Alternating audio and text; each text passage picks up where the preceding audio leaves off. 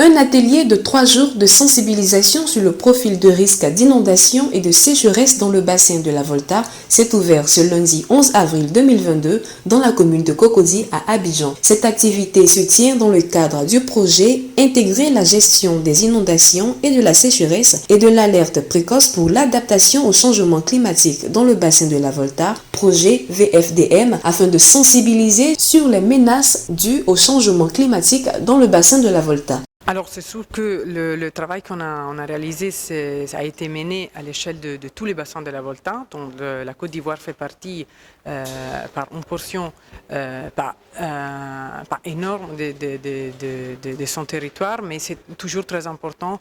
On espère de pouvoir passer les messages de l'importance de la coordination transfrontalière entre les pays pour mieux gérer tous les aspects qui sont liés effectivement à des phénomènes hydrologiques, hydrométéorologiques qui dépassent bien sûr les frontières. Et du coup, ça serait bien si on arrive à créer de la concertation entre la Côte d'Ivoire et les autorités des autres pays.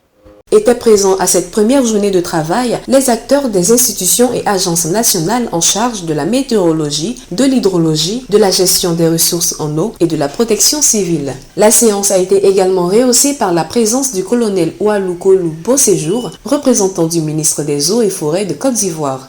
En effet, ce projet se force chaque jour à apporter des réponses et des solutions durables aux extrêmes climatiques, notamment les inondations et les sécheresses, et à la vulnérabilité des populations vivant dans le bassin de la Volta.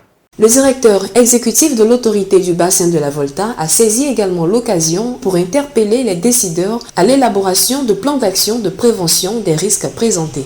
Un appel à lancer, c'est de se rendre compte que les questions d'eau sont véritablement des questions très importantes. Peut-être qu'on n'a pas la présence d'esprit de s'imaginer à quel ordre de grandeur ça peut être. Mais on a l'habitude de dire que l'eau c'est la vie et pour beaucoup ça ne parle plus. Mais l'eau c'est véritablement la vie. On a parlé de ces inondations. Vous voyez que ça entraîne des vies, ça entraîne des morts. On a parlé des écoles qui peuvent partir. Quelqu'un peut se dire, mais l'école a quoi à voir avec l'eau? Mais si les inondations viennent et ils emportent votre école, qu'est-ce que vous devenez? C'est la question de l'eau. Donc l'eau est une question transversale et si nous voulons notre développement, nous devons prendre soin de l'eau et c'est important. Ici, l'atelier auquel nous participons aujourd'hui va servir à nous informer sur les inondations et puis aussi essayer de mettre en place des plans stratégiques afin de lutter contre ces inondations et d'essayer aussi de repousser le réchauffement climatique à travers les actions qui vont sortir de cet atelier. À l'issue de ces 3 jours, des observations et recommandations seront recueillies afin de renforcer la résilience des communautés constituant le bassin de la Volta, à savoir le Bénin, le Burkina Faso, la Côte d'Ivoire, le Ghana, le Mali et le Togo. Le projet VFDM est financé par le Fonds d'adaptation et s'achèvera fin juin 2023.